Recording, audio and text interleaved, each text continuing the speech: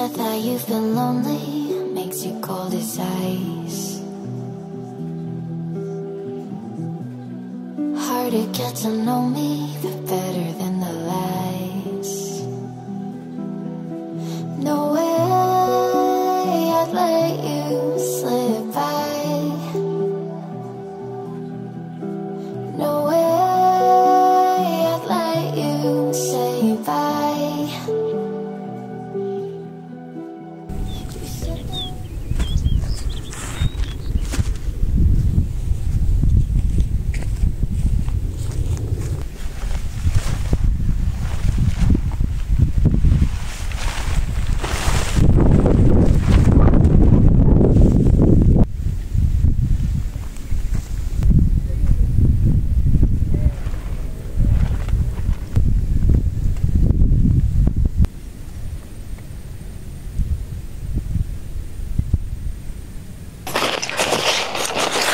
So, nandito tayo ngayon sa Mount Oracle, sa favorite spot natin sa Montalban. Ito na yung long-term review natin sa product ni Altitude, Tarp 10, tapos yung ibang accessories natin kay Altitude. So, pagka-setup natin ito, ipapakita ko sa inyo kung specs ni Altitude, tsaka yung kabuhang itsura niya pag naka-setup na. So, tara! So, pag bumili kayo ng tent ni Altitude, ito yung mga kasama. Dalawang aluminum foil na kulay silver, napakagandang tingnan.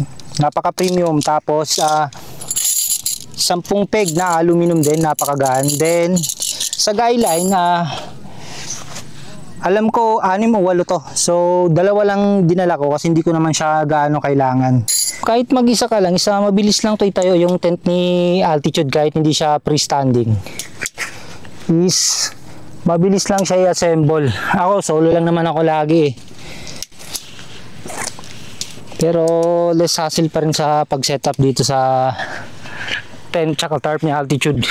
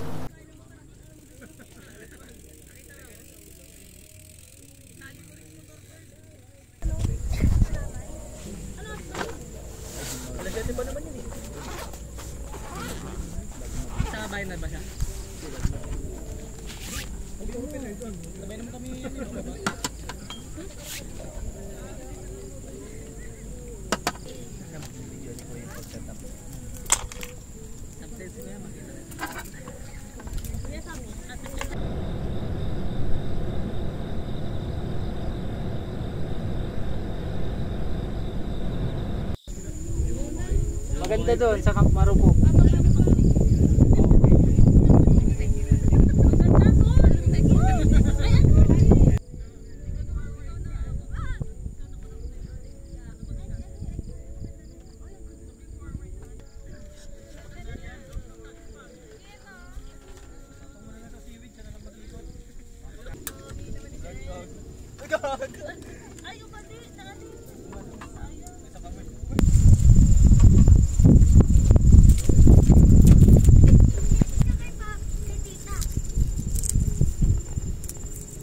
So yun ginabi na tayo mag-setup medyo napasarap yung tambay ko kanina sa paglubog ng araw.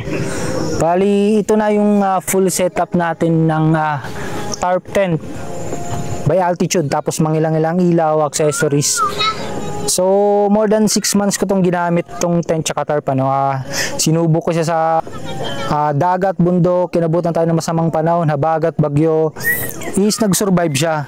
Tingnan nyo naman wala pa rin siyang kagalos-galos ni punit. Itong tarp ko 3 araw siyang sinibak ng habagat sa Batangas pero still walang kapunit-punit. Pagdating naman sa tent ni Altitude, hindi ako nakaranas dito ng leak sa ilalim, sa fly sheet wala siyang angge. So 100% masasabi kong waterproof siya. Then sa design naman, isa napakaluwag nito no? 3-person tent to, pero kasya dito 4. Kung matutulog lang kayo, ako nga may magamit pa ako minsan sa loob, mesa, upuan at doon na rin ako makain, pero still maluwag pa rin. So kung naghahanap kayo ng mga murang camping gears, so tent, tarp at iba pa mga accessories ilaw, try nyo bisitahin yung page ni Altitude Outdoor Gear Manila, no? Bukod sa napakamura ng mga product nila, affordable, is matibay. So ang ulam natin ngayon sa tosino lang kasi bigla ang lakad lang to. Actually tatakbo nga tayo para sa ensayo ng 7-Eleven. So si Sir Merwin na lang natuloy sa ensayo. Tapos ito yung view natin sa Mount Oro.